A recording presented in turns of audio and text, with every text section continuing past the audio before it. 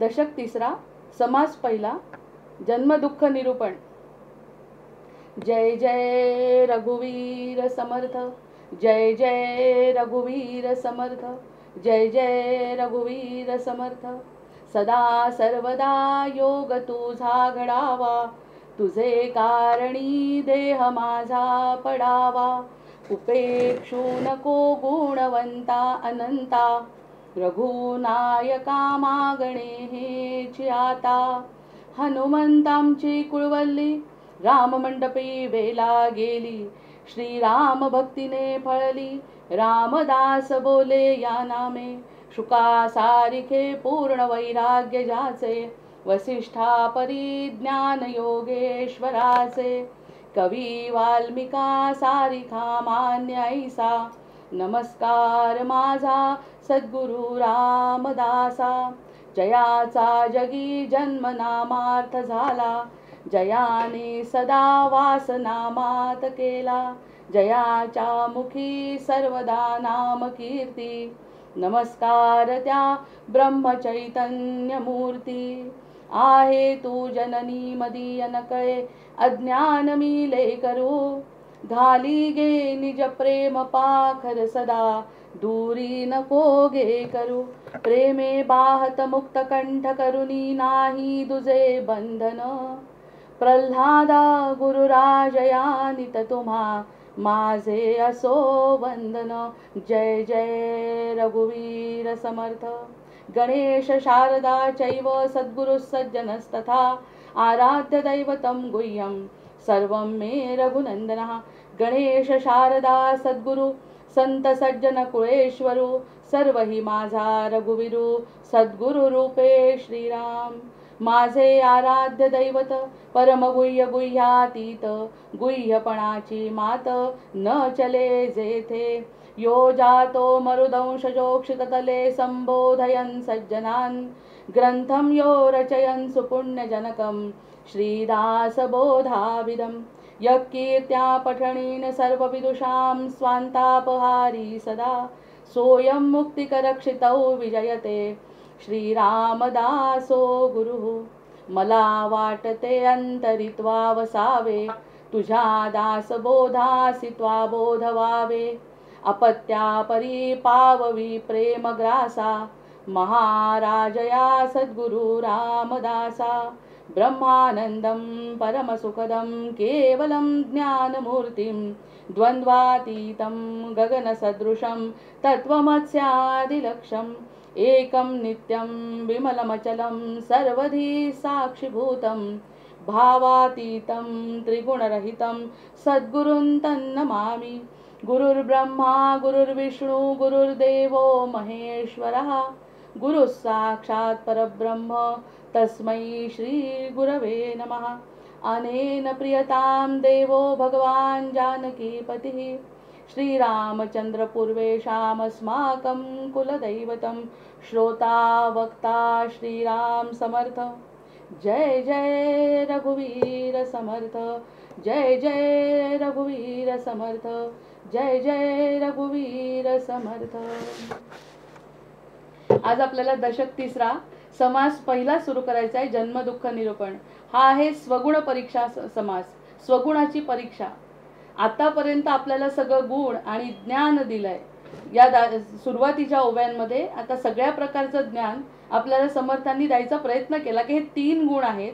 या गुणांप्रमाणे सत्वगुण, रजगुण, तमगुण असलेला व्यक्ती, त्यानंतर पढत मूर्ख कोण, या सगळ्या गोष्टी म्हणजे जिथपर्यंत समज आली आहे, हे सगळं काय म्हणजे आपण कुठे चुकू शकतो, कुठे आपलं पतन होऊ शकतं, कुठे आपण खाली येऊ शकतो, या सगळ्यांचं विवेचन समर्थांनी देण्याचा प्रयत्न केलाय की हे गुण आहेत आणि याप्रमाणे आपल्याला वर वर वर वर चढायचं आहे आणि आत्मकेंद्रित व्हायचं आहे। स्वतःला जे आवडत असेल ते करण्याचा प्रयत्न करायचा। आपल्या मनामध्ये असलेला, आपल्या हृदयामध्ये असलेल्या भगवंताची साक्ष घेऊन आपल्याला वागायचा प्रयत्न करायचा आहे। हे आतापर्यंतचे गुण सांगितले। आता हा स्वगुण परीक्षा जो समास आहे तो मानवी जीवनाची मूळ समस्या कोणती आहे? मानवी जीवनाची मूळ समस्या आहे भीती। कशाची भीती? सगळ्यात जास्त भीती आपली आहे मरणाची भीती। मग मरणाची जी भीती आहे ही आपली खरी समस्या आहे, मुळात म्हणजे भीती आणि त्यानुसार दुःख. आणि सगळ्यात जास्त दुःख आणि सगळ्यात जास्त भीती आहे मरणाची, की मेल्यानंतर जेव्हा समज येते, समज येत नाही तरी सुद्धा दुःख आणि मरण ह्या गोष्टीची सगळ्यात मोठी चिंता माणसाला असते. ही मूळ समस्या आहे.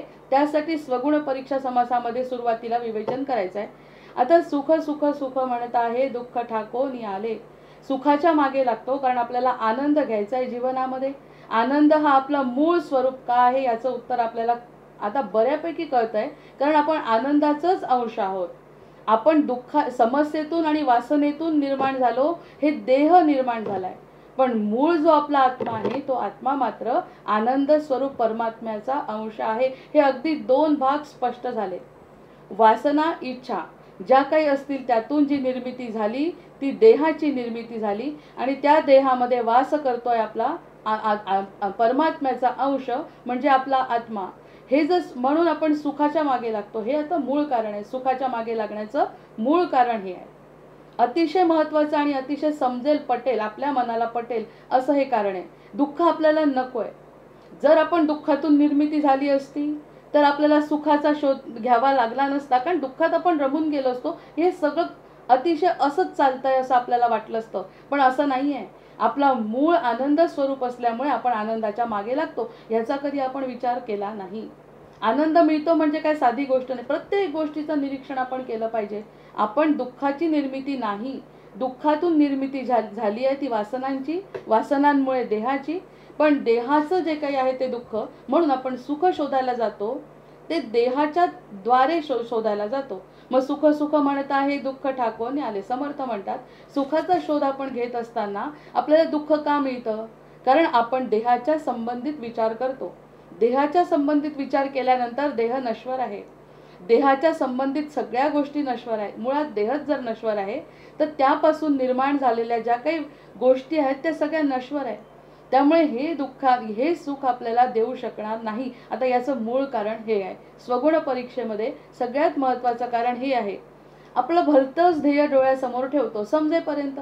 वयाच्या 5 वर्ष तर खरं कळतच नाही. त्यानंतर थोडा थोडा जर विचार केला तर सुख कशात मिळेल, की मला सायकल घेऊन दिल्याने सुख मिळेल, अशा लहानपणापासून ज्या काही कल्पना असतात त्याचा कल्पनेचा विस्तार होत यातून सुख मिळेल, त्यातून सुख मिळेल, त्यातून सुख मिळेल असं करत सुखाच्या संकल्पनाच मुळात चुकतात आहे. आता लहानपणी चुकणं बरोबर आहे, मधल्या काळात सुद्धा चुकणं बरोबर आहे, पण ज्ञान कशासाठी मिळवायचं आहे, की यातून मिळणारं सुख हे टिकणारं नाही. मग ध्येय भलतं असतं आपलं. हा आत्मपरीक्षणाचा विषय आहे, सल्ला नाही. आत्मपरीक्षण केल्यानंतर कळतं खरं ध्येयच चुकलंय आपलं. ध्येय चुकलं का बरं? शिक्षण चुकलं का आपलं? शिक्षण घेणं चुकलं नाही, पण शिक्षण घेत असतानाचा आनंद आपण घेतला नाही. तो काळ निघून गेला. आता हे नंतर लक्षात येतं. आता तरी किमान आपल्याला हे जाणवायला पाहिजे. आता तरी आपल्याला हे कळलं असेल तर मग भलतं जे ध्येय ठेवलं ना समोर त्यामुळे त्रास झाला. हा स्वगुण परीक्षेचा थोडंसं प्रस्तावना आहे. प्रस्तावना ही की त्रास का होतो? आपण मुळात आनंदाचे कंद आहोत. आनंदाचा आपण अंश आहोत. आपण ज्याचा अंश आहोत तो आनंदाचा कंद आहे. त्यामुळे त्यांनी सांगून ठेवलाय, जन्माआधी सोहम सोहम, जन्मानंतर कोहम कोहम, कोडे हे सुटण्यासाठी चिदानंद रूपम शिवोहम शिवोहम. त्यांनी पोटात आपल्याला सांगितलंय तू माझा अंश आहे, बाकी कशातही लक्ष घालू नको. तुला खूप मध्ये मध्ये खूप त्रास होईल, मध्ये अडचणी येतील, म्हणजे काय अडचणीतच तुझा जन्म आहे. कारण जन्मच वासनेतून झालाय. कोणाच्या तरी काहीतरी वासना, आपल्या स्वतःच्या वासना मागच्या जन्मीच्या, त्या वासनेतूनच आपला जन्म झालाय. आई वडिलांच्या वासनांबद्दल बोलायचं नाही, तो विषय नाही आहे. आपल्या स्वतःच्या वासना जशा असतील त्याप्रमाणे तुला जन्म झालाय, तो देह मिळालाय. पण त्या देहामध्ये गुंतू नको. ही जाणीव सुरुवातीला गर्भामध्ये भगवंत करून देतात त्या आत्म्याला, आणि ते कळतं केव्हा? गुरुकृपेनी नंतर. म्हणून भलतंच ध्येय जर समोर ठेवलं तर कसं सुख मिळणार आहे? यामध्ये सुख आपल्याला मिळू शकत नाही, कारण आपल्याला जे सुख पाहिजे ते भगवंताचं सुख आहे. जसं वडिलांना आणि आईला भेटायला जाताना आनंद होतो, तसा भगवंत भेटीसाठी भगवत प्राप्तीचाच आनंद मिळणार आहे. दुसरा कोणताही आनंद मिळणार नाही. हे ज्ञान होणं आवश्यक आहे. त्यासाठी स्वगुण परीक्षा आहे. आता या ठिकाणी आता आपल्याला बरोबर 2-3 भाग झाले. हे 3 गुण सांगितले, ते गुण आता त्याच्या मानाने कमी वाटायला लागले. आपोआपच जसं आपण पायरीवर चढतो, 10वी पास झाल्यानंतर जेव्हा 12वीला जातो तेव्हा 10वी आपल्याला कमी वाटते. मग नुसते गुण त्यांनी सांगितले, पण त्या गुणांचा उपयोग कसा करायचा ह्या गोष्टींचं सांगत असताना समर्थ म्हणतात की भलतेच ध्येय आपण जर समोर ठेवले म्हणजेच आपोआपच सत्वगुण वाढतो. मग सत्वगुण वाढण्यासाठी वेगळी गोष्ट करावी लागणार नाही. ध्येय आपलं बदलायचं आहे. त्याभोवती आपण केंद्रित केलेलं जे मन आहे त्या मनाला त्या ध्येयापासून दूर करायचं, कारण त्याला पटवायचं की ह्यामध्ये तुला सुख मिळू शकणार नाही. हा की नाही त्याचं प्रस्तावना आहे. या पूर्ण समासाची प्रस्तावना असल्यामुळे मी काल थांबली, कारण त्या ओव्या जेव्हा संपल्या तेव्हा नवीन समास सुरू झाला.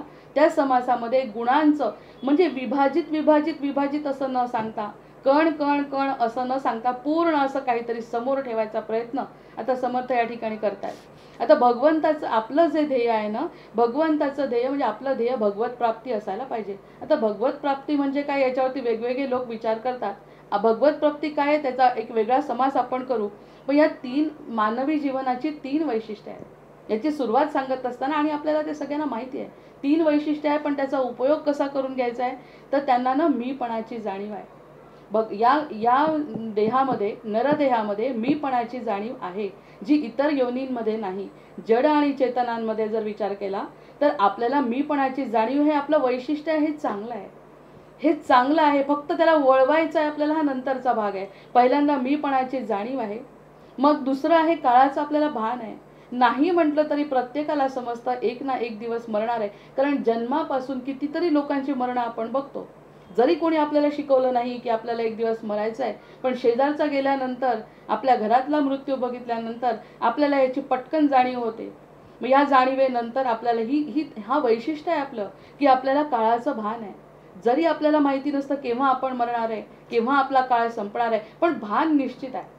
त्याच्याप्रमाणे आपण वागत नाही हा दुसरा भाग आहे, पण माहिती आहे की आपल्याला एक दिवस जायचं आहे, हे दुसरं वैशिष्ट्य आहे. आणि तिसरं आहे महत्त्वाचं की भगवंताची जिज्ञासा आहे.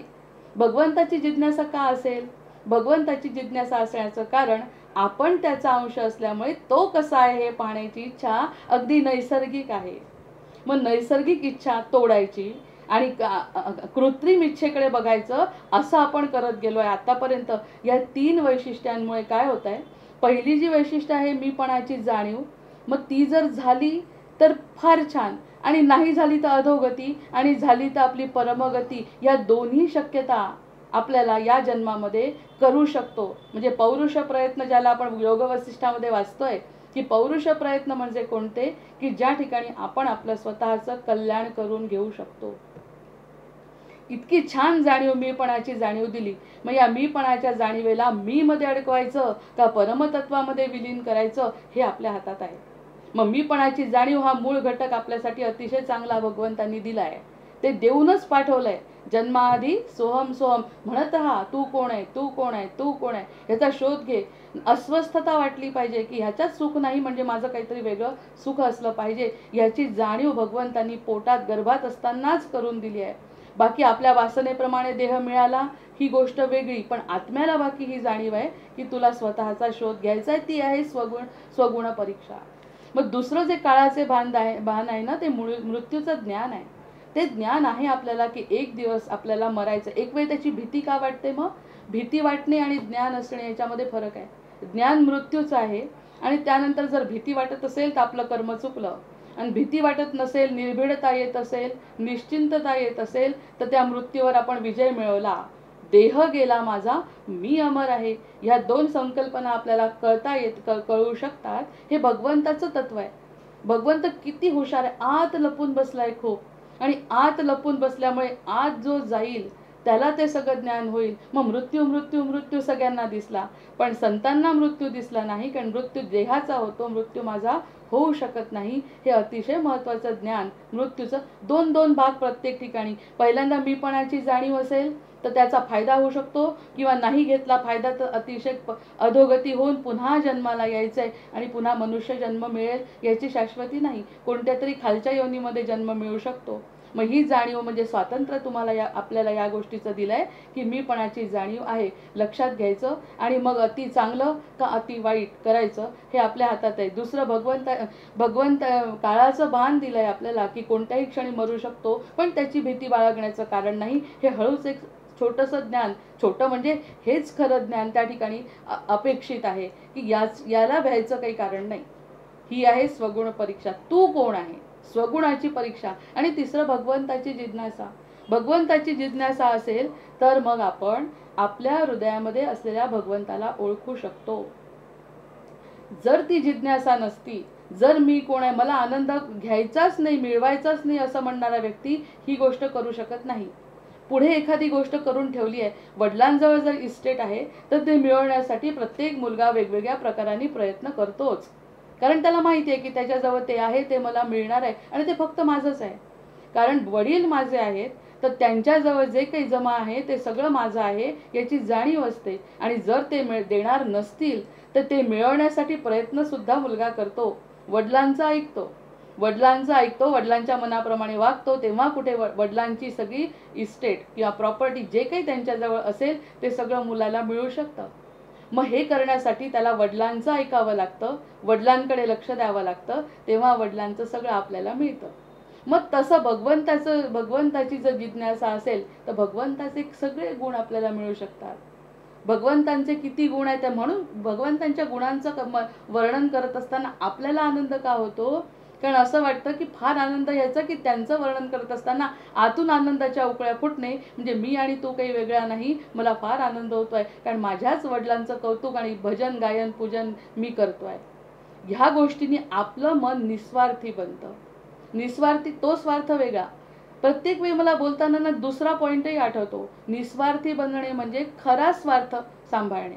निस्वार्थी म्हणणे म्हणजे मला आतमध्ये जे खरं वाटतंय त्याप्रमाणे वागणे. मग मी जगावर प्रेम करण्यासाठी प्रवृत्त होतो. पण नाही जगावर प्रेम केलं तर निदान जगाचा दुस्वास तरी करणार नाही, जगाबद्दल निराशा तरी मी बाळगणार नाही. कारण जगावर प्रेम करणे हा नंतरचा भाग आहे, पण आधी जगापासून अलिप्त होण्याची भूमिका तरी मी घेऊ शकलो पाहिजे. या गोष्टीशी माझा काही संबंध नाही, या गोष्टीवर मला क्रोध करण्याचा अधिकार नाही, या गोष्टीमध्ये अडकण्याची मला गरज नाही.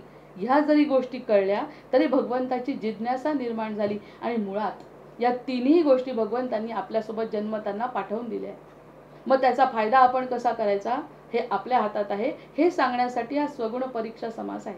मग निस्वार्थी बनून जगाला प्रवृत्त करण्याची संधी आपल्याला मिळते. आणि जन्म दुःख मध्ये या ठिकाणी तो स्वला विसरतो. स्वगुण परीक्षा करत असताना स्वला विसरणे म्हणजे स्वला विसरतो. मग स्वमध्ये अडकल्यामुळे तो अपूर्ण असतो. स्वमध्ये जर आपण अडकलो तर अपूर्ण असतो. कारण आपली कोणतीच इच्छा पूर्ण होऊ शकत नाही. कोणतीही इच्छा या पृथ्वी तलावरची कोणतीही इच्छा पूर्ण होऊ शकत नाही. त्यामुळे तो अपूर्ण असतो. अपूर्ण असल्यामुळे त्याच्या मनामध्ये वासना निर्माण होतात की हे केल्याने तसं होईल, हे केल्याने तसं होईल. मग त्या वासनेमुळे देहबुद्धी वाढते आणि देहबुद्धी वाढल्यामुळे तो स्वार्थी होतो आणि स्वार्थी झाल्यामुळे तो संकुचित होतो आणि संकुचित झाल्यामुळे पुन्हा तो खरंच मरतो. देहानीच नाही, आत्मा सोडून जातो त्याला, देहानी मरतो आणि पुनरपि जननम पुनरपि मरणम या फेऱ्यामध्ये तो अडकतो. जर जन्म दुःखाचं खरं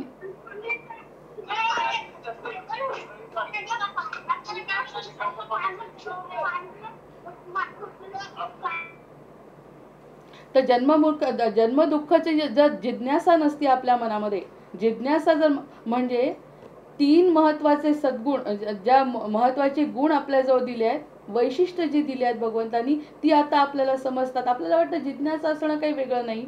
त्याच्यानंतर काळाचं भान तर मला आहे, त्याच्यानंतर मीपणाची जाणीव तर मला आहे. हे इतकं साधं नाही.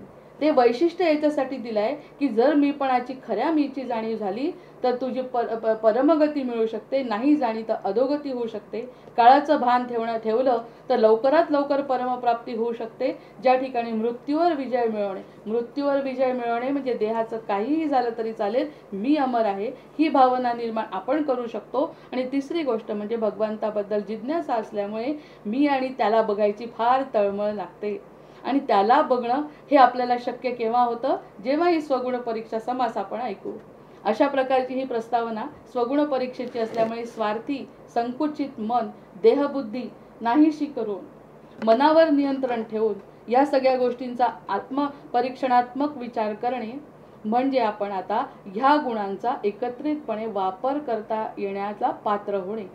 एक एक गोष्ट 1 2 3 4 शिकवल्यानंतर 2 गुणिला 1 आणि 2 गुणिला 4 हे शिकवून गणिताचं उत्तर काढण्यासारखं फक्त गुण वेगवेगळे खडे असे एक एक एक एक पॉईंट सांगितल्यानंतर त्याला एकत्रित करून समर्थ आता या ठिकाणी समास पहिला दुःख निरूपण सुरू करतात, जन्म दुःख निरूपण सुरू करतात.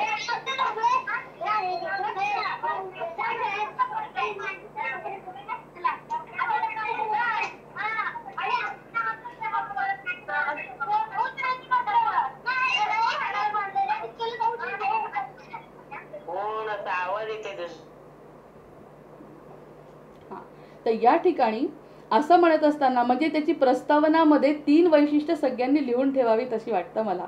या ठिकाणी जी सुरुवातीची वैशिष्ट्य सांगितली ती वैशिष्ट्य लिहिणं खूप आवश्यक आहे, कारण त्या 3 गोष्टींवरच आपलं आता पूर्ण वाचन किंवा समज या ठिकाणी होणार आहे. समास पहिला जन्म दुःख निरूपण. जन्म दुःखाचा अंकुर, जन्म शोकाचा सागर, जन्म भयाचा डोंगर, चळेना ऐसा. खरंच समर्थ असं म्हणत असतील? म्हणजे हे खरंच शब्द असतील का या ठिकाणी? जन्म दुःखाचा अंकुर, दुःख दुःख दुःख का आहे, असं आहे म्हणूनच आपल्याला पुढे काहीतरी वेगळं करायचं आहे अशी सांगायची एक पहिली पायरी आपण मनात ठेवायची की हे सत्य आहे, हे जे आहे ते सत्य आहे. जसं संसार असार म्हणत असताना सत्य काय आहे की जन्म दुःखाचा डोंगर आहे. एकदा जन्म झाला की दुःखाचा डोंगर समोर उभा राहिला असं समजा. मग आपण म्हणतो आपण तर किती सुखात आहे, किती सुख आपण घेतोय, किती आनंदात आहे, पण आनंदात मजेत असताना ते किती काळ टिकेल ह्याचा विचार आपण करत नाही, हे संत करतात. आणि संतांना सगळं समजतं मागचं आणि पुढचं. त्यामुळे त्यांनी म्हटलंय की जन्म दुःखाचा अंकुर आहे, तुम्ही मानायलाच पाहिजे आता की जन्म दुःखाचा अंकुर, जन्म शोकाचा सागर. शोक होणार आहे आणि त्याचा भरपूर भरलेला सागर आहे. आणि या सागरातून कसं पार करायचं ह्यासाठी हे स्वगुण परीक्षा आहे. जन्म भयाचा डोंगर, किती भीती वाटते. घराच्या बाहेर पडलो तर काय होईल आपलं, आपल्या मुलाचं काय होईल, आपण किती दिवस टिकू, किती याबद्दल बोलण्याचं काही कारणच नाही आहे. कारण इतकं वेगवेगळ्या प्रकारचे भय आपल्याला मनामध्ये असतात की त्या भयाची मालिकाच आहे पूर्ण. आणि हे समर्थांनी सुद्धा मान्य केलंय, सांगितलंच आहे स्पष्ट की जन्म दुःखाचा अंकुर, जन्म शोकाचा सागर, जन्म भयाचा डोंगर, चळेना ऐसा. असं वाटतं या दुःखातून आपण बाहेर पडू शकत नाही, अशा प्रकारचा हा संसार आहे. संसारात आला म्हणजेच दुःखामध्ये बुडला, हा सरळ सरळ अर्थ आहे. काही काळ आता आपला जो 100 वर्षाचा काळ आहे त्यामध्ये 50-70 वर्ष जरी आनंदात गेली तरी शेवटचे 20 वर्ष जर कठीण गेले तर कशाला 5 वर्ष चांगले गेले आणि 10 मिनिटाचं जरी दुःख आलं तर 5 वर्षाचं सुख आपण विसरतो आणि दुःखामध्ये होरपळून निघतो. म्हणजे सुख पाहता म्हणतातच आहे ना की सुख शोधायला गेलो, सुख सुख म्हणत आहे दुःख ठाकोनी आले. कारण दुःख ही संकल्पना जास्त पीडते, आनंदापेक्षा दुःखाची संकल्पना जास्त पीडते. मग जन्म कर्माची आठवणी, जे आपण करू ते भोगायचंय हे मानायलाच तर मन तयार होत नाही. आम्ही असं काय केलंय की त्यामुळे आम्हाला हे भोगावं लागतंय. किती हतबल असतो. पराधीन आहे जगती पुत्र मानवाचा, दोष ना कुणाचा, कुणाचा दोष नाही. रामराय म्हणतात स्वतः की जर मला हे दुःख येत आहे तर मी आनंदाने ते स्वीकारायला पाहिजे, कारण याच्याशी माझा दिसतोय सध्या संबंध नाही पण कुठे ना कुठे संबंध आहे. त्यासाठी आकाशाच्या ब्राह्मणाची जी गोष्ट सांगितली ते अगदी पुन्हा पुन्हा आठवते आणि त्याच्यावरती आपण कितीतरी छान विचार करतो की त्याला कोणतीच भावना नसल्यामुळे त्याच्या देहाला सुद्धा मारू नाही शकला यमदूत. शेवटी विष्णूंकडे गेले. विष्णू म्हणाले याला मारणं अशक्य आहे, हा असाच राहणार आहे. जेव्हा त्याला कधीतरी एखादी संकल्पना मनात उठेल की भीती वाटते आता किती दिवस झाले आपण जगतोय असं स्वतःच्याच मनाने त्याला जेव्हा वाटेल तेव्हा तो त्याचा देह सोडेल. आणि तो स्वतःच्या मनाने सोडेल, याच्याशी आपला काही संबंध नाही, कारण त्याला स्वतःला कोणत्या भावनाच नाही आहेत. मग इतकं भावना शून्य झालं तरच आपली भीती जाऊ शकते, अन्यथा प्रत्येक वेळी भय आहेच. जन्म कुविद्येचे, जन्म कर्माची आठवणी, जन्म पातकाची खाणी. जे काही करू त्या गोष्टींनी भरलेला आणि इतका कुशल कारागीर आहे हा की आपल्या सगळ्या कर्मांचा तिथे अगदी सगळा गोषवारा लिहिलेला आहे आणि जसं केलं तसाच जन्म मिळतो.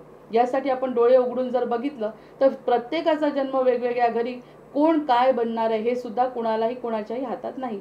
मी कोणत्या जातीत कोणत्या घरात जन्मणार आहे, काय काय होणार आहे माझं, कुठे होणार आहे, मला किती मुलं होणार आहे, माझं पुढे काय होणार आहे, आपल्या हातात काही नाही. जरी आपण ठरवलं की मी पत्रिका बघून असं करते, मी पत्रिका बघून तसं करते, तर या सगळ्या गोष्टी आपल्या हातात नाही, एका कोणत्या तरी क्षणी जाणवतं. मग काय होतं हे सगळं? हे जे काही आहे लेखाजोखा जो ठरलेला आहे, त्या ठरलेल्या लेखाजोखाप्रमाणे जन्म मरण ठरलेलं आहे. मग हे ठरलेलं आहे, तर मग आपण काय करायचं आहे? जन्म कर्माची आठवणी, जन्म पातकाची खाणी, जन्म काळाची जाचणी नीच नवी. आता काळ जसा जसा नेतोय पुढे पुढे, त्याप्रमाणे आपल्याला जन्मात पुढे जायचं आहे. कधी कधी असं वाटतं 5 वर्ष निघून गेले, आपल्या हातात काहीच नाही लागलं. आणि कधी कधी 5च मिनिटामध्ये काहीतरी हातात लागल्यासारखं वाटतं. मग ही जाचणी कशाची आहे? काळाची आहे. काळामध्ये, आणि एकदा का ते मिळाल्यानंतर टिकवायची सुद्धा जबाबदारी आपली आहे. पण निघून जायला काळ बाकी फटाफट निघून जातो. ते आपल्याला सुद्धा जाणवतं. काळ कसा होता, अरे आत्ता 10 वर्षापूर्वी मला असं वाटत होतं, 10 वर्ष निघून गेले, हे जेव्हा जाणवतं, मग आपल्या हातात काय? त्या 10 वर्षामध्ये प्रत्येक क्षण आपण उपभोगणे, हे आता तरी कमीत कमी कळायला पाहिजे.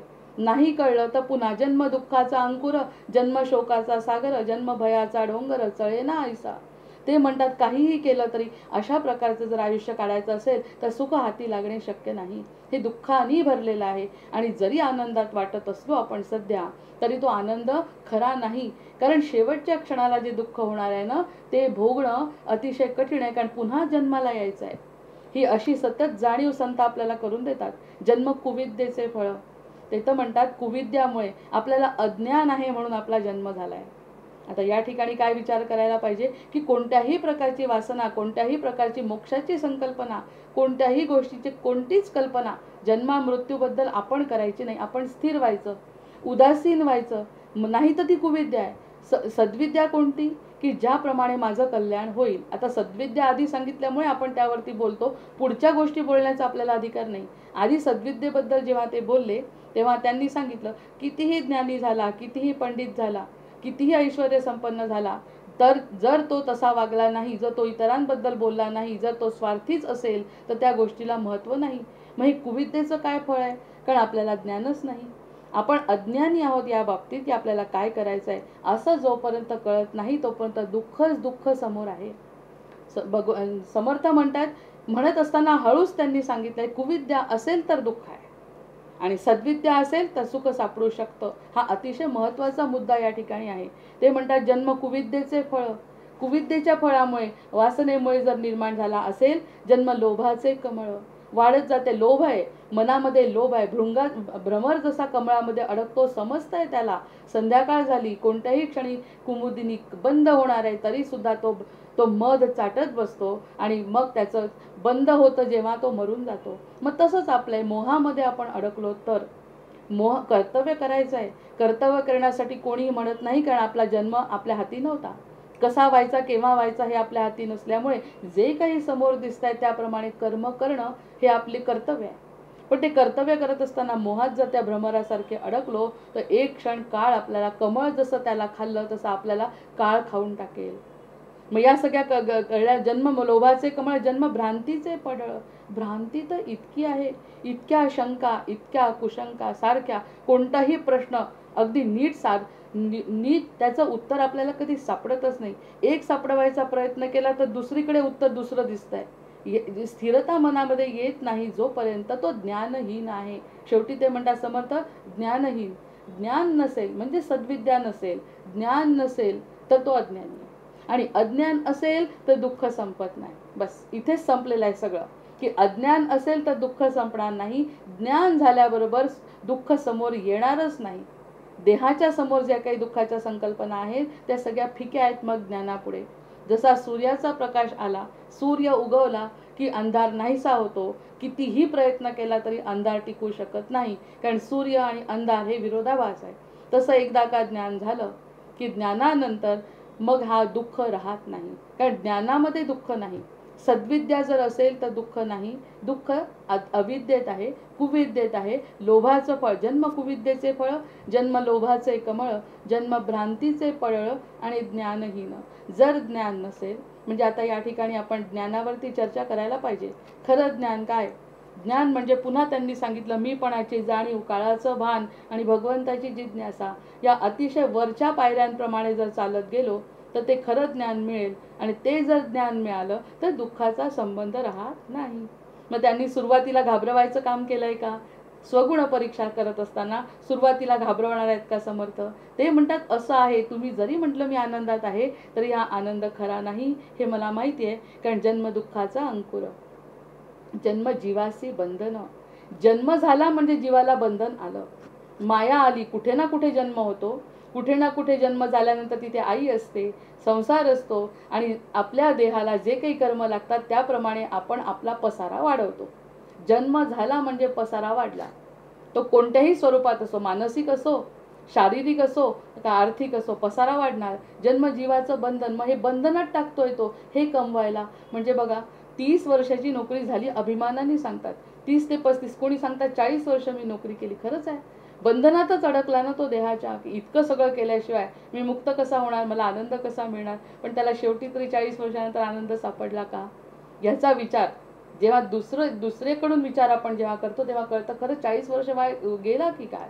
या काळामध्ये आपल्याला जे पाहिजे होतं ते बऱ्यापैकी कर्तव्य पूर्ण झालं, पण अजूनही मला जे सुख मिळालं नाही, किती मागे लागलो त्या गोष्टीच्या.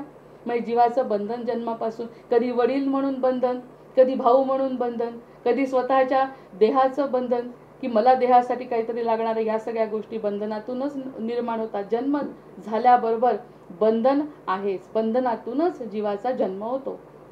मग हे बंधन आपण टाळायचं आहे असा अर्थ प्रत्येक वेळी आता ह्या शब्दांमध्ये जेव्हा जेव्हा या ओव्या येतात त्या ठिकाणी दुसरा अगदी अध्यरूत अर्थ काढावाच लागणार आहे. कारण त्याशिवाय नुसतं असं म्हटलं तर आपल्याला वाईट वाटेल, नुसतं असं म्हटलं तर दुःख होईल, नुसतं असं म्हटलं तर कंटाळवाणं होईल. अरे असं आहे का, असं आहे का, असं म्हटलं की आपण उदासीनतेकडे जाऊ शकतो. पण नाही, या 3 गोष्टी म्हणूनच आधी सांगितल्या की मीपणाची जाणीव करणे, काळाचं बंधन आणि भगवंताची जिज्ञासा असेल त्या गोष्टी बरोबर त्याला लागू पडतात आणि ज्ञानाकडे मन आकर्षित होतं. खरं ज्ञान, खरी सद्विद्या मिळवण्यासाठी प्रयत्न करतो, कारण आपल्याला ती फ्री विल म्हणतात ना ज्याला, ती दिलेली आहे, की तुम्हाला स्वतःचा पौरुष प्रयत्न करण्याची संधी तुम्हाला मानव जन्मामध्ये मिळाली आहे. जन्म जीवाचे बंधन, जन्म मृत्यूचे कारण. जन्म जर व्हायचा असेल पुढचा तर मृत्यू होतो यावेळी, आणि मृत्यू झाल्यानंतर वासना ठेवली की मला असं करायचं राहिलं की ताबडतोब दुसरा जन्म मिळतो. ज्या वासनेने मृत्यू होतो त्या वासनेप्रमाणे पुढचा जन्म ठरलेला आहे.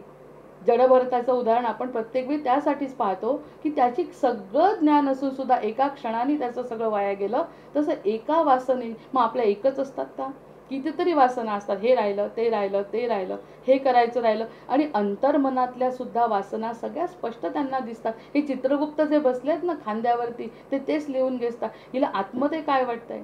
आता हे डॉपलर वगैरे आत्ता निघालेत, तर आपले चंद्रगुप्त तर आधीपासूनच आपल्या जवळ आहेत, की जे आपल्या मनात आलेला संकल्प ताबडतोब टिपून घेतात, आणि तो टिपलेला संकल्प ते आपल्यासारखे विसरत पण नाही. असे कुशल कारागीर त्यांनी प्रत्येक वेळी भगवंतांनी प्रत्येक ठिकाणी पेरले आहेत. श्वासोश्वासासाठी वेगळा आणि आपले कर्म टिपण्यासाठी वेगळा. आपण पाहो किंवा न पाहो, आपल्याला समजो किंवा न समजो, त्या ते टिपणार आहेत हे जर कळलंय तर चांगलंच का नाही त्यांच्यापर्यंत पोचवायचं, असा प्रयत्न म्हणजे ज्ञान. मग जन्मजीवासी बंधन, जन्ममृत्यूचं कारण. जर मृत्यू झाला तर पुन्हा त्याला जन्म घेऊन पुन्हा मृत्यू आहे असं कारण, आणि पुढच्या जन्मी सगळे चांगले कामं केले, छान गायीचा जन्म मिळाला. कारण की चांगले पवित्र कामं करून छान गायीचा जन्म कसा बसा मिळाला, त्याचा जो काही क्रायटेरिया असेल त्याप्रमाणे गायीचा जन्म मिळाला. पण पुन्हा ती मेल्यानंतर तुला पुन्हा जन्म घ्यावा लागतो, कारण तिला मुक्ती नाही, तिला शक्यताच नाही आहे की स्वतःचं आत्मकल्याण करण्याची. म्हणजे पुन्हा किती योनीत बिचारा तो जीव भटकेल, आणि पुन्हा कधीतरी पापपुण्य बरोबर झाल्यानंतर देवाची कृपा झाली किंवा आपली वासना बरोबर झालं, पाप आणि पुण्य बरोबर झालं तर नरदेह मिळेल. पुन्हा आपलं अज्ञान चिकटलेलं आहेच, हे किती दिवस चालायचं. कारण पुन्हा का मानवाचा जन्म मिळाला तर कदाचित चांगला मिळणार नाही, आणि चांगला मिळालाही तरी 80 वर्ष झाले तरी जर ज्ञानाकडे वळलाच नाही तर. मग या सगळ्या संकल्पना मनात आल्यानंतर असं वाटतं आहे त्याचा फायदा आपण घ्यायला पाहिजे. म्हणजे हे काळाचं भान, मीपणाची जाणीव आणि भगवंताची जिज्ञासा ताबडतोब जागी झाली पाहिजे. तिन्ही गोष्टी आपल्याजवळ आल्या पाहिजे, नाहीतर जन्म मृत्यूची कारण. नाहीतर हा पुन्हा पुन्हा मृत्यू, मृत्यूनंतर जन्म, जन्मानंतर मृत्यू, जन्म हेच या कारण गथागोवी. या सगळ्या गोष्टीसाठी जन्म घेणे आपल्याला भाग आहे. त्यापेक्षा आपल्या वासना संपवणे म्हणण्यापेक्षा कमी करणे, किंवा तीच वासना भगवंतामध्ये नेणे, भगवंतामध्ये विलीन करणे, भगवंताचे गोडवे गाणे ह्यात जर केली तर कदाचित भगवंत आपल्याला काहीतरी वेगळं देईल.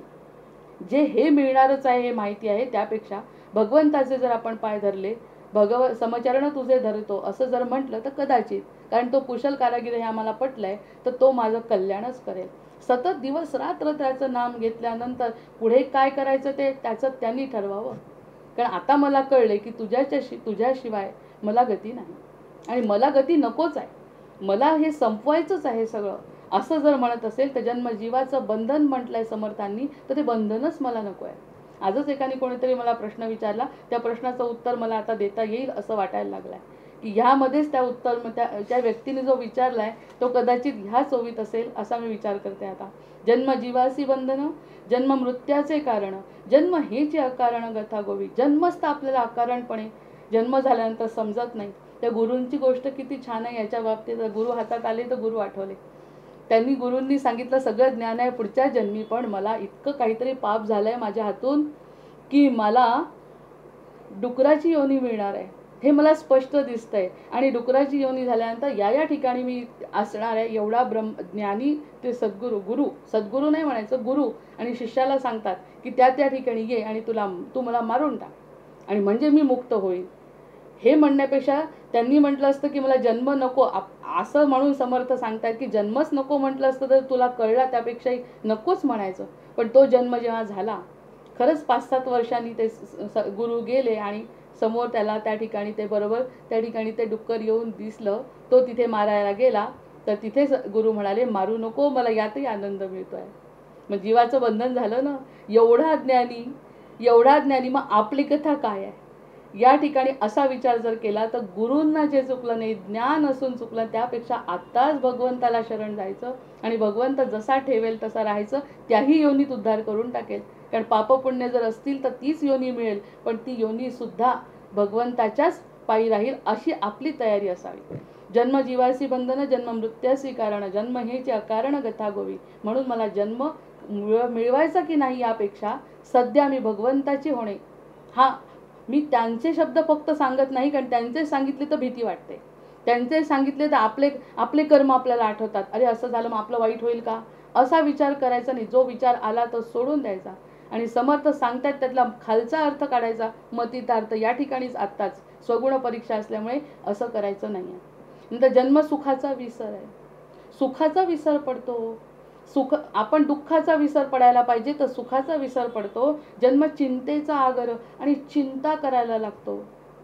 चिंता ज्या ठिकाणी असेल त्या ठिकाणी खरंच सद्गुरूंवर श्रद्धा नाही असा अर्थ निघतो. त्याच्यामुळे चिंता करायला नको. पण जन्म म्हणजे सुखाचा विसर होतो आणि चिंतेमध्ये अडकतो, कारण तो बंधनात अडकतो. बंधनात अडकल्याबरोबर आईचं कसं होईल, वडिलांचं कसं होईल, मुलाचं कसं होईल, भाऊचं कसं होईल, माझं कसं होईल, ही जी चिंता आहे ती चिंता म्हणजे सुखाचा विसर पडणे. सुख हे आहे की मी भगवंताचा अंश आहे, भगवंत माझे वडील आहेत, माझे पिता आहेत, ते सगळं चांगलंच करणार आहे, ही भावना विसरतो. आणि शिकवताना गर्भामध्ये सांगितलंय की तू सोहम म्हणजे सोहम साधना कर, तू आणि मी काही वेगळा नाही, मी तुला आशीर्वाद देतो. पण जसा आईच्या गर्भातून बाहेर पडतो तो आशीर्वाद विसरतो आणि मायेच्या लोभात अडकतो. हे चूक नाहीच आहे, पण किती दिवस अडकायचं याला काहीतरी बंधन पाहिजे. जन्म सुखाचा विसर, जन्म चिंतेचा आगर, जन्म वासना विस्तारला.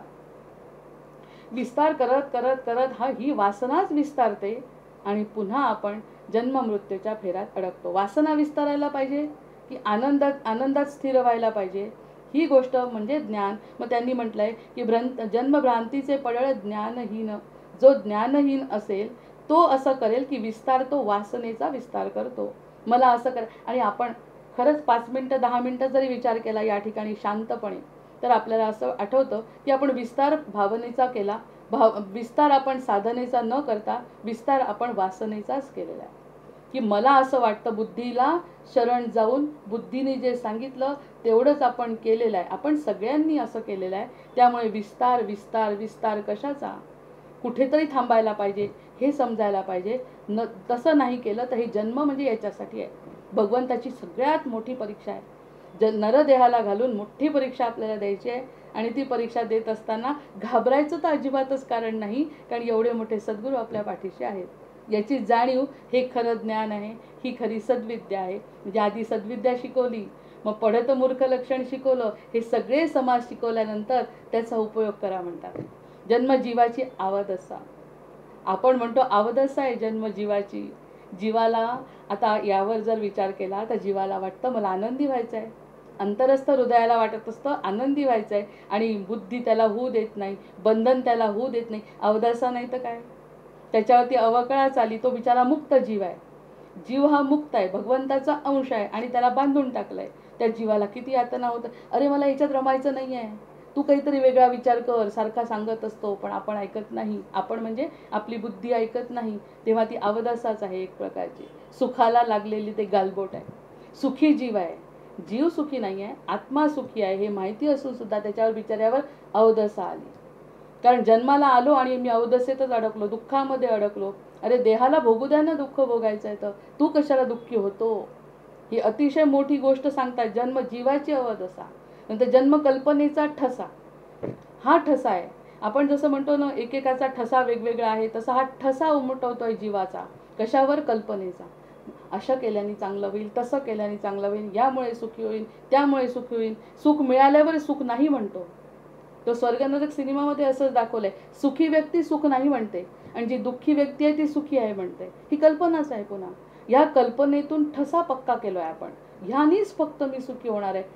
मग ते म्हणतात इथे थांबा, बुद्धीला थांबा म्हणतात. तो खरा ठसा नाही, ते मिटवा, ती पाटी कोरी करा आणि त्या ठिकाणी भगवंताचं भजन करा.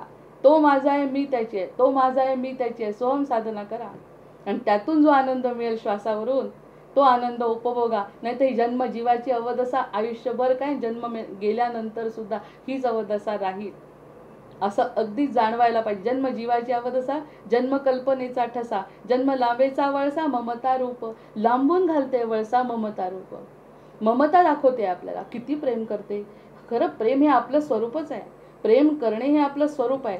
आपण शत्रुत्व करत असो, वाईट वागत असो, तर हे आपलं स्वरूप नाही आहे. पण वळसा घालते ती कसा, प्रेमाने स्वतःला जवळ घेते, फक्त भगवंताला दूर लोटते. खरंच देवाच्या देवळात गेल्यानंतर खरं प्रत्यक्ष देवाकडे बघून डोळ्यातलं पाणी येण्यापेक्षा येतं का याचा विचार करावा. काय विचार करून आपण देवाकडे जातो, कशाला देवळात, कशाला घरात सुद्धा. देवाचं अस्तित्व आहे म्हटल्यानंतर देवाचं खरंच अस्तित्व आहे मानत असताना किती वेळा डोळ्यात पाणी येतं. आणि आपल्या मुलांच्या बाबतीत किंवा आपल्या स्वतःच्या बाबतीत जर काही घडलं तर किती प्रेम दाटून येतं. मग हा किती दिवस टिकणारा मोह आहे. या मोहातून तुमचा काय फायदा. आपली आई आपल्याला सोडून गेली, आपल्या आईची आई त्यांना सोडून गेली, सगळ्या आया सोडून गेल्या, पण जो मोठी आई आहे ती आहे आपल्याजवळ. याची जाणीव तरी करून द्यावी कोणीतरी, की मोठी सांभाळणार आहे तुला. 6 महिन्याच्या बाळाची आई सुद्धा गेली तरी त्याचं जीवन राहतंय का. म्हणजे आई हा महत्त्वाचा घटक आहेच, पण नसला तर अडतंय का. कारण जीव एकटाच आहे शेवटी. कितीही गोतावळा असला तरी आपलं कल्याण आपल्यालाच करावं लागतं, इतर कोणी करू शकत नाही. ते हतबल आहे ते. कारण प्रत्येकाला वय झाल्यानंतर मुलांना आई नकोशी होते, हे पण सत्य आहे. म्हणून जन्मदुःखाचा अंकुर आहे. आता वाटलं 80 वर्ष संसार केला, अतिशय उत्तम, पण शेवटी आपल्याला जर रोग झाला, काही झालं, तर या गोष्टीचा त्रास आपल्याला होतो आणि इतरांना सुद्धा आपला त्रास होतो. हे कधी संपायचं. मग ही जीवाची अवदसा, जन्म कल्पनेचा ठसा, जन्म लांबेचा वळसा ममता रूप. ह्या ममतेला लांबचा वळसा घालण्यापेक्षा आतल्या परमात्म्याला खुश करू आणि प्रेम करू त्याच्यावर. प्रेम हा मूळ स्वभाव आहे आपला. आपला मूळ स्वभाव प्रेम करण्याचा आहे. जसे सद्गुरू आपल्यावरती प्रेम करतात, आपल्याला सुद्धा इतरांवर प्रेम करायला आवडतं, पण बुद्धी म्हणते करू नको, तो खरा नाही असं म्हणत राहतो, इतरांवर प्रेम करू देत नाही. प्रेमाचा विस्तार होऊ शकत नाही, कारण बुद्धी त्यामध्ये मायेचा पडदा घालते आणि दुःख हे आहे. समर्थ म्हणतात दुःखाचा डोंगर हा आहे. प्रत्यक्षात लहानपणी 18व्या वर्षी जर ज्ञानेश्वरांनी पसायदान मागू शकतात, त्यांना माऊली म्हणत असताना आपल्याला आपलं स्वतःचं कल्याण नाही का करून घेता येणार मग. कारण त्यांचं कल्याण झालं, त्यांच्या जीवाला, त्यांच्या देहाला किती यातना झाल्या. आता संजीवन समाधी सोहळा आता नुकताच झालाय, त्यावेळी लिहिलेले त्यांच्याबद्दलचं लेखन पाहिल्यानंतर असं वाटतं त्यांच्या दुःखापेक्षा आपल्याला किती कमी दुःख आहे, पण तरी सुद्धा आपण सुखात नाही आणि ते सुखात होते, परम सुखात होते. हा अतिशय महत्त्वाचा बदल जर लक्षात घेतला तर सुख म्हणजे आपण, त्यांनी म्हटलंय जन्मसुखाचा विसर. जन्म सुखाला विसरलाय म्हणून आपल्याला दुःख होत आहे, नाहीतर जीवन सुखी आहे. जीवन आपण सुखी करू शकतो. जन्म जीवाची अवध असा, जीवालाही अवधेसत टाकलंय. या माणसाला असं वाटतंय की जन्माला आल्यानंतर आपण नुसतं दुःखच भोगतोय, त्याला सुद्धा सुख नाही. जन्म कल्पनेचा ठसा, जन्म लांबेचा वळसा ममता रूप, आणि लांबून ममता रूप. जन्म मायेचे मैंदावे, जन्म क्रोधाचे विरावे. मायेमध्ये अडकून बसलाय, क्रोधामध्ये अडकलाय. किती राग येतो पटकन. हा अहंकार, क्रोध, राग, खरं म्हणजे संतत्व आलं, सत्वगुण वाढला की हे दोन्ही गोष्टी कमी होतात. राग येत नाही, अहंकार वाटत नाही, कारण मी स्वतःला मी समजतच नाही तो व्यक्ती. त्यामुळे त्या देहाला कितीही वेळा यातना दिल्या लोकांनी तरी त्याचं काही वाटत नाही. ते संतत्वाचं एक पहिलं लक्षण आहे. मग मायेने मैंदावे, जन्म क्रोधाने विरावे. जन्म जो आलाय तो क्रोधामुळे वाया जातो. जन्म मोक्षास आडवे विघ्न आहे. जन्म मोक्षास आडवे, मोक्ष मिळण्यासाठी तयारी आहे, पण त्याच्यामध्ये विघ्न कोणतं आहे? हे 6 जे आहेत ना मध्ये बसलेले, ते सगळ्यात मोठं विघ्न आहे. त्यामुळे आपल्याला अमरत्व प्राप्त होऊ शकत नाही, कारण की आपण देहाला आपलं म्हणतो. राग येतो. असे स्वतःचे उदाहरण पाहिले. एक छोटीशी चूक झाली तर मोठेच्या मोठे घड्याळ, टीव्ही फोडणारे लोक पाहिले. इतका क्रोध, चुकांना क्षमा करू शकत नाही. म्हणजे हे सगळे हृदयाचे गुण जे आहेत ना, ते गुण त्यांच्यामध्ये जागृत होत नाही. त्यामुळे संतत्व जरी नसलं तरी आपल्या स्वतःला शांत ठेवता आलं तर हे विघ्न दूर करता येईल. आणि हे सांगत असताना समर्थांना अपेक्षित तेच आहे. थांबा आणि कोणतं विघ्न आहे ते समजलं का सांगा. नंतर मीपणाची जाणीव झाली का सांगा. काळाचं भान आहे का सांगा. भगवंताची जिज्ञासा वाटली का आता तरी, की आताही भगवंत दूरच वाटतोय सांगा. विचार करा आणि त्यानंतर स्वगुण परीक्षा करा की यामध्ये जर बदल असेल, ते का खुश आहेत, ते का आनंदी आहे, त्यांच्याजवळ काय आहेत म्हणून ते आनंदी आहे, आणि तुमच्याजवळ काय नाही म्हणून तुम्ही दुःखी आहे. या गोष्टीचा जर विचार केला तर ती स्वगुण परीक्षा आहे. नंतर जन्म जीवाचे मीपण. जन्म घेतला की जीवाला मीपण येतं. मी, माझं हे सगळं जीवाला लागतं. नंतर जन्म अहंतेचा गुण. मी आल्याबरोबर माझं नाव, माझ्या नावाला थोडासा जरी धक्का लागला, थोडंसं जरी चुकीचं नाव उच्चारलं गेलं तर लहानपणी सुद्धा मुलांचा संताप होतो. माझं नाव असं नाही, तो असं कसं म्हटलं. म्हणजे लहानपणापासून अहंकार, लहानपणापासून अहंकार त्या नावाला चिकटलाय, त्या देहाला चिकटलाय. मग हे सगळं झाल्यानंतर जन्म झाल्याबरोबर अहंता आली. मग हे चुकीचं नाही आहे, होतच असतं, ते व्हायलाच पाहिजे. कारण आपल्याला ते अदृश्य जग दिसत नाही जोपर्यंत, प्रत्यक्ष भगवंत दिसत नाही ना डोळ्यांनी, हा मोठा प्रश्न आहे. जर प्रत्यक्ष एखाद्या वेळेस कठीण तपश्चर्या करून जर भगवंत समोर उभे राहिले असते तर लोकांनी सांगितलं असते, हे पहा असे उभे राहतात बरं भगवंत. जर तुम्ही अशी साधना केली ते असे भगवंत उभे राहतात आणि मग आनंद मिळतो. असं काही करत नाहीत ना भगवंत. त्यामुळे आपल्याला प्रूफ देता येत नाही त्या लोकांना, आपल्याला सांगता येत नाही की अरे बाबा मी प्रत्यक्ष भगवंत बघितले. आमच्या महाराजांनी म्हणे स्वतः हनुमंत आणि रामराय बघितलेत.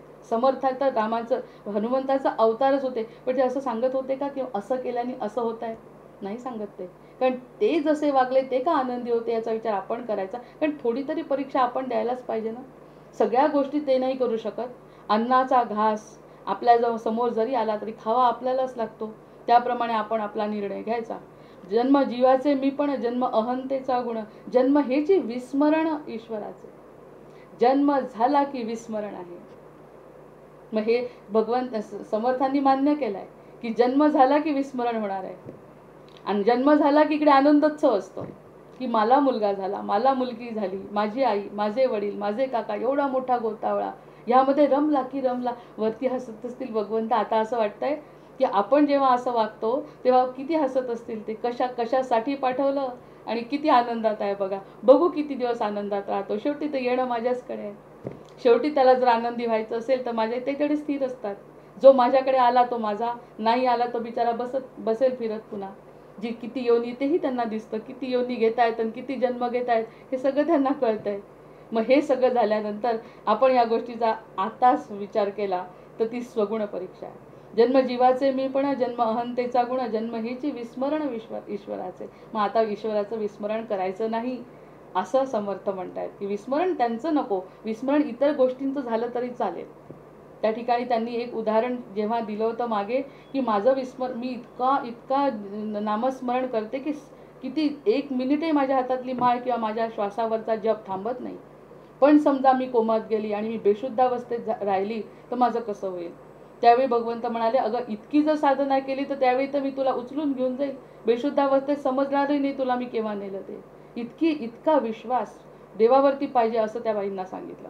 आणि त्याच्यापैकी एक दुसरं पण उदाहरण आहे की त्या बाईंनी अख्खं आयुष्यभर, गोंदावलेकर महाराजांच्या प्रवचनात आहे की त्या बाईंनी आयुष्यभर तपश्चर्या, जप, तप सगळं केलं आणि महाराज समोर आले तिच्या घरी.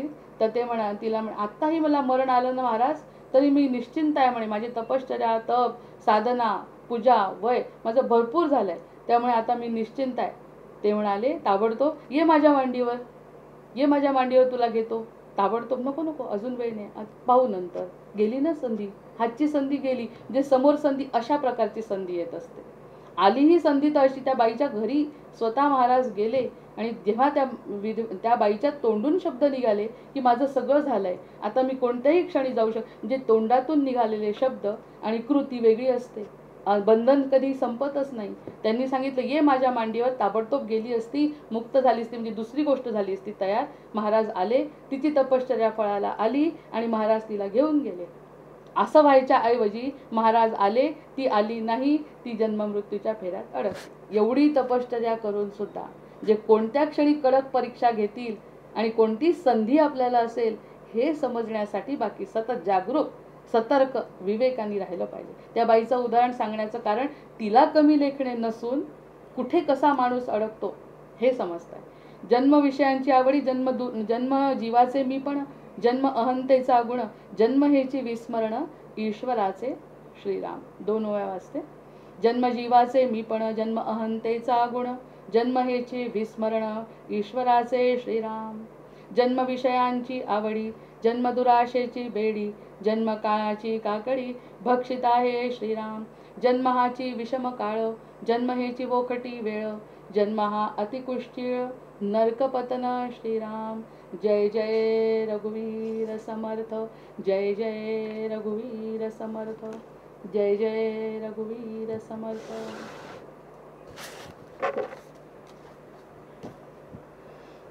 घ्या शेवटच्या 5.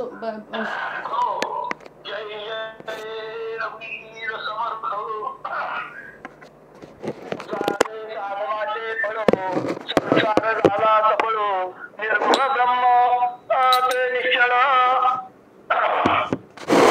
तरी बिंबले ही सेवा झाला मायेचा, झाला निवाडा तत्वांचा, साध्य होता साधनांचा ठाव नाही श्रीराम. जागृती सगुणाले सहगती अनिवार्य झाले, बोलता नये श्रीराम. ऐसे हे विवेके जाणारे, गत्ये पुरीची बाणारे, जन्म मृत्यूच्या नावे शून्याकार श्रीराम. भक्ताचे स्वाभिमाने कृपा केली दासतीने, समर्थतेची वचने तो हा दासबोध श्रीराम. 20 दशक दासबोध शोधद्वारे केला शोध, मन करत्यास विशोध परमार्थ होतो श्रीराम.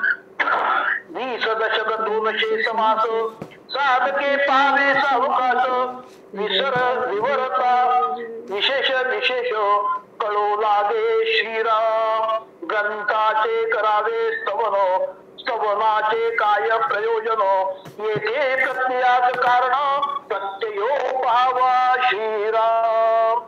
देहे तव पाचा भूतांच करता आत्मा तेजीचा, आणि कवित्व प्रकार मनुष्याचा कशावरुणी श्रीराम.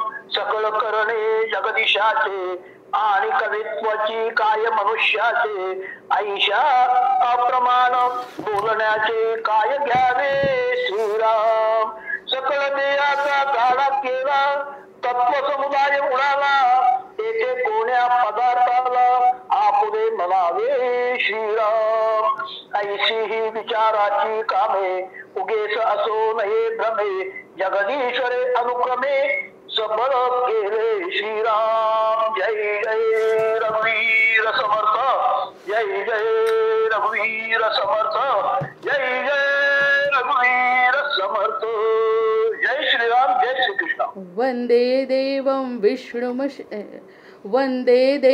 विष्णुमशेष स्थिति हेतुं, त्वामध्यात्मज्ञान विरन्तर्हृदि भाव्यं, हेया हेयद्वन्द्वविहीनं परमेकं, सत्तामात्रं सर्वरदुस्थं ऋषिरूपं प्राणापानौ निश्चय बुद्ध्या रुदिरुद्ध्वा छित्त्वा सर्वसंशयबन्धं विषयोगान् पश्यन्ति यं गतमोहायतयस्तं वन्दे रामं रत्नकिरीटं रविवासं मायातीतं माधवमाद्यं जगदादिं मानातीतं मोहविनाशं मुनिवन्द्यं योगिद्धेयं योगविधानं परिपूर्णं वन्दे रामं रञ्जितलोकं रमणीयं भावाभावप्रत्ययहीनं भवमुख्यै योगासक्तैरर्चितपादाम्बुजयुग्मं नित्यं शुद्धं बुद्धिमनन्तं प्रणवाख्यं वन्दे रामं वीरमशेषासुरधावं त्वं मे नाथो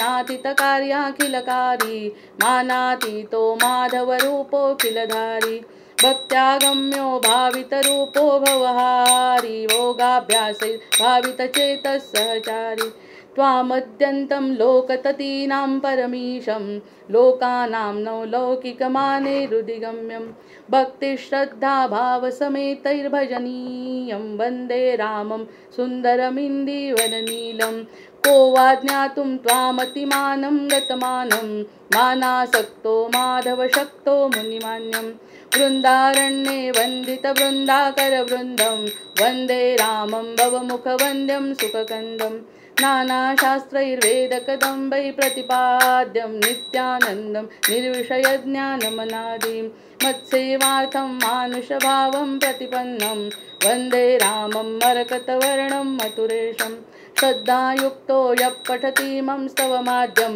ब्रह्मं ब्रह्मज्ञानविधानं भुवि मर्त्या रामं श्यामं कामिदकामप्रदमीशं ध्यात्वा ध्याता पातकजालैर्विगतः स्यात् सीताकान्तस्मरण जय जय राम। महारुद्र हनुमान की जय। जय जय रघुवीर समर्थ।